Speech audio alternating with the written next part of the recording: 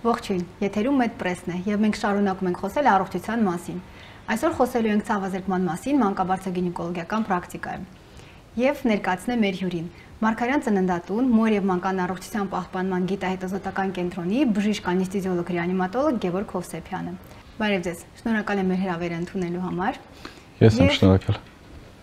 Եվ խնդրեմ ասեք, ինչ է անեստեզիան։ Եթե մեկ նախադասության փորձեմ բացատրել ինչ է անեստեզիան, ապա կասեմ, որ անեստեզիան դա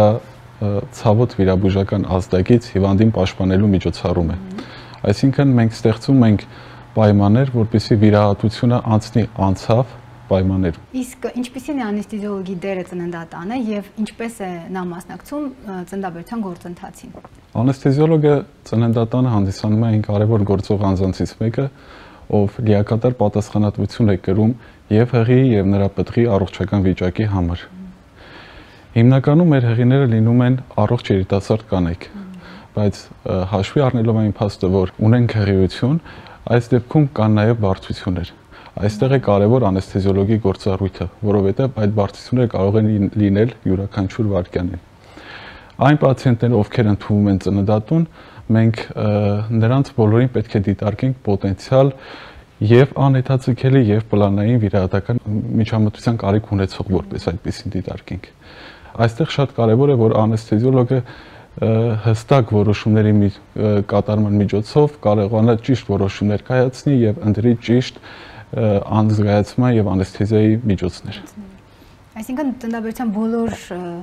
էտապներում, բոլոր փուլերում, ինչպես առաջին, երկրորդ, այնպես էլ հետծննդյան շրջանում շատ կարևոր է անեստեզիոլոգիների եւ ներկայությունը։ Այո, շատ շատերին թվում է, թե մենակ անեստեզիոլոգը գտնվում է վիրահատարանում, բայց կասեմ, որ ոչ, անեստեզիոլոգը կոնկրետ ծննդատանը մասնակցում է ոչ միայն կեսարյան հատումներին, այլ նաեւ մասնակցում է բնական ճանապարհով ծննդաբերությանը, նրանց ցավազրկման եղանակով։ Քանի որ դուք նշեցիք անեստեզիոլոգի որոշումներ կայացնելու մասին, ապա խնդրում եմ նշել դա ինչ է իրենց ենթադրում, քանի որ հաճախ ավելի պարզ են պատկերացնում անեստեզիոլոգի աշխատանք, այսինքն նա ուղղակի թմրեցնում է, այսպես է ցավազրկում է եւ դրանով ավարտվում է աշխատանքը։ Խնդրում եմ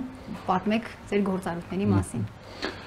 Անեստեզիոլոգի գործառույթը սկսվում է հիմնականում նախավիրահատական զննումից։ Այսինքն այն պացիենտները, ովքեր դիմում են կլինիկա,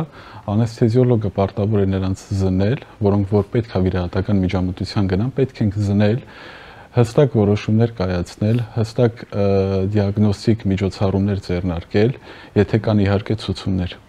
որպեսզի մենք գնանք ապահով վիրահատության։ Եթե հարցը վերաբերվում է անեստեզիային, բուն անեստեզիային, ապա յուրաքանչյուր պացիենտին մենք մոտենում ենք ինդիվիդուալ եւ դեղորայքի ընտրության եւ անեստեզիայական միջամտության, որովհետեւ գոյություն ունի եւ անեստեզիա եւ գոյություն ունի անալգեզիա։ Պետք է հստակ որոշում կայացնել, արդյոք պետք է այս դեպքում ցավը զրկել, թե գնալ օրինակ անեստեզիայի, այսինքն վերացնել նաեւ զգացողականությունը։ Հիմնականում դա է անեստեզիոլոգի գործառույթը, ինչպես նաև հետվիրահատական շրջանում անեստեզիոլոգը նույնպես պատասխանատու է տվյալ հիվանդի առողջական վիճակի համար։ Ընդհանուր ասված, վիրահատության ժամանակ հիվանդի կենսական կարևոր օրգանները գտնվում են անեստեզիոլոգի հսկողության տակ։ Հեմոդինամիկ կայունություն պետք է անեստեզիոլոգը ապահովի, շնչառատության սինխրոն աշխատանք պետք է ապահովի, որովհետև դրանցից յուրաքանչյուրի շեղման դեպքում մենք կարող ենք ունենալ լուրջ կրիտիկական խնդիրներ։ Շատ լավ, այսինքն ձեր նշած բոլոր պարամետրերի ստուգումը ենթադրում է որոշակի հագեցվածություն, որոշակի սարքավորումներով։ Կնշեք ինչպիսի հագեցվածության պայմաններում եք աշխատում։ Տեխնիկական հագեցվածությունը շատ կարևոր է։ Տեխնիկական լավ հագեցվածությունը կարելի է միանշանակ նշել, որ անեստեզիոլոգի աջ ձեռքն է հանդիսանում։ Բացի տեխնիկական հագեցվածությունից պետք է նաև ունենալ դեղորայքային անհրաժեշտ միջոցառումները։ Յուրաքանչյուր միջամտությանը պետք է այսինչ այնինչ տեխնիկական հագեցվածություն եւ դրանց միջոցով մենք կարողանում ենք ապահովել հաստատուն կայուն անեստեզիա առանց ինչ-որ վտանգի։ Իսկ եթե նույնիսկ տվյալ պահին ինչ-որ վտանգ է սպառնում, կարող ենք որոշակի տեխնիկական միջոցների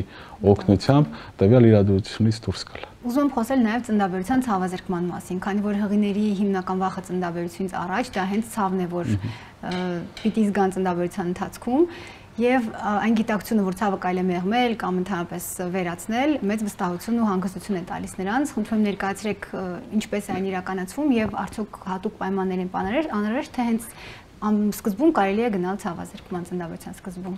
Եթե խոսենք սպասվող ցավի մասին, դա հիմնականում ես համարում եմ, որ դա սոցիումի խնդիր է, որովհետև երիտասարդ աղջիկները միջև ծննդաբերության գալը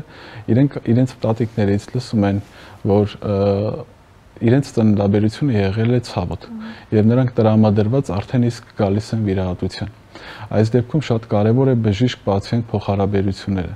ու ես մեծ նշանակություն եմ տալիս նաեւ տվյալ դեպքում, եթե խոսքը գնում է ծննդատան մասին, հղիություն վարող բժշկի գործառույթի մասին։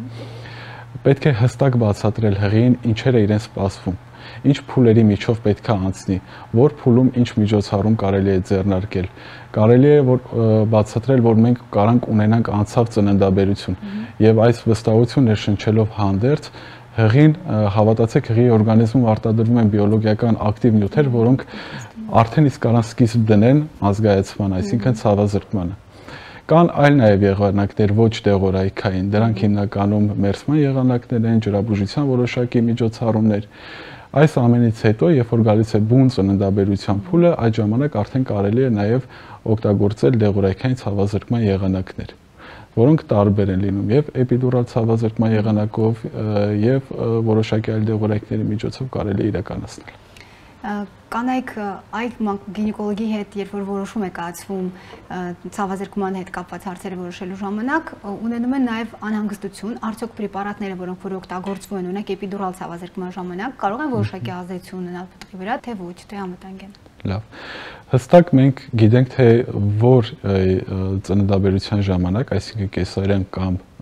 բնական ճանապարհով ծննդաբերության ժամանակ ինչ դեղորայքներ են օգտագործում։ Եթե խոսքը գնում է կեսարյան եւ բնական ճանապարհով էպիդուրալ անցկացման մասին, ապա այստեղ օգտագործվող դեղորայքները ես վստահեցնում եմ, որ ոչ մի ազդեցություն չունեն պտղի վրա։ Բայց կան որոշակի դեպքեր, երբ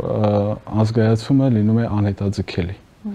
Դա այն բարդություններից է, երբ որ կա պտղի կամ նրա մոր կյանքին վտանգ սպառնալից իրավիճակ։ Այս դեպքում մենք հիմնականում գնում ենք ընդհանուր անցկացմամբ։ Իսկ ընդհանուր անցկացման ժամանակ օգտագործվող դեղորայքները կան որոշակի նրանցից մի քանիսը, որ կարող են անցնել պլացենտար բարիերով, պատնեշով եւ ազդեցություն ունենալ պտղի վրա։ Այս դեպքում անեսթեզիոլոգը հստակ որոշում է, որ դեղորայքը օգտագործվի, երբ օգտագործվի եւ ինչ չափաբաժնով օգտագործվի, որպեսզի նմանատիպ գործունեությունը լինի մինիմալ։ Այսինքն հիմնական ցավազրկման մեթոդները ծննդաբերության ընթացքում դրանք էպիդուրալ եւ սպինալ անեսթեզիան, սակայն կան որոշակի դեպքեր, երբ առաջարկվում է ընդհանուր անցկացում։ Այո։ Հայտնի է, որ սպինալ կամ էպիդուրալ անեսթեզիայից հետո հնարավոր է, որ լինեն բարդություններ, արդյոք այդ բարդությունները կարելի է ինչ-որ ձևով կանխարգելել, կամ եթե առաջացել են արդյոք բարդություններ, հնարավոր է դրանք դարձելի են արդյոք թե ոչ։ Հիմնական անհանգստությունը հղիների կողմից դա էպիդուրալ անցկացման ժամանակ առաջացող բարդություններն են։ Այդ բարդությունների մասին անեսթեզիոլոգը հստակ պետքա բացատրի հղիին։ Խեմ այս ամեն ինչ ասում, որովհետև միակ ցուցումը էպիդուրալ անցկացման դա հանդիսանում է հղիի ցանկությունը։ Ուրիշ ոչ մի ցուցում չկա, որի հիման վրա կարելի է իրականացնել էպիդուրալ անցկացում։ Եթե հղին ցանկացա, որ իրան էպիդուրալ անցկացման միջոցով ծննդալուծումը վարվի, դա այդպես էլ կլինի, բայց պետք է հստակ բացատրել, թե ինչ բարդություններ են նրան սպասվում։ Բարդությունները սպինալ եւ էպիդուրալ անցկացման ժամանակ լինում են եւ մոտակա եւ հեռակա բարդություններ։ Մոտակա բարդությունները անեսթեզիոլոգը տվյալ պահին պարտավոր է շատ արագ այն շտկել։ Դրանք հիմնականում դողն են, զարկերակային ճնշման անկումն են, ալերգիկ որոշակի երևույթներն են։ Իսկ հեռակա բարդությունների մասին, երբ որ խոսում ենք, դրանք հիմնականում հանդիսանում են մեջքի եւ գլխացավերը։ Դրանք կարելի է կանխարգելել որպես այդպիսին միմիայն փոխադարձ վստահության միջոցով կարելի անել, երբ որ տվյալ միջամտության ժամանակ հղին չշարժվի, լսի անեսթեզիոլոգին եւ կատարի հստակ հրահանգները։ Իսկ հղի պահվածքը խիստ այո, շատ կարեւոր է, բայց եթե նույնիսկ հետագայում նաեւ զարգանա, այն կարելի է որոշակի դեղորայքային եւ ոչ դեղորայքային միջոցներով վերացնել։ Պետք է նաեւ նշեմ մի բարդության մասին, հիմնականում դա խոսքը վերաբերում է էպիդուրալ անցկացմանը, երբ էպիդուրալ անցկացումը լինում է ոչ լիարժեք։ Որոշակի դեպքեր կան, այո, որ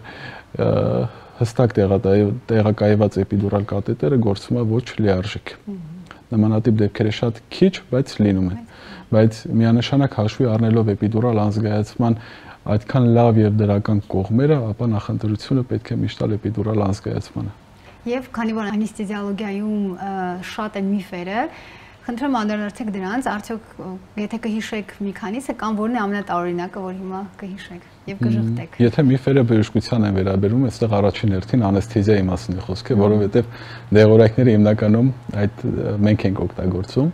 Շատ են միֆերը իհարկե անեսթեզիայում, դա հիմնականում նրանք են, երբ որ հիվանդի նախավիրահատական զդնման ժամանակ հիվանդները հարցնում են բժիշկ ջան, հնարավոր է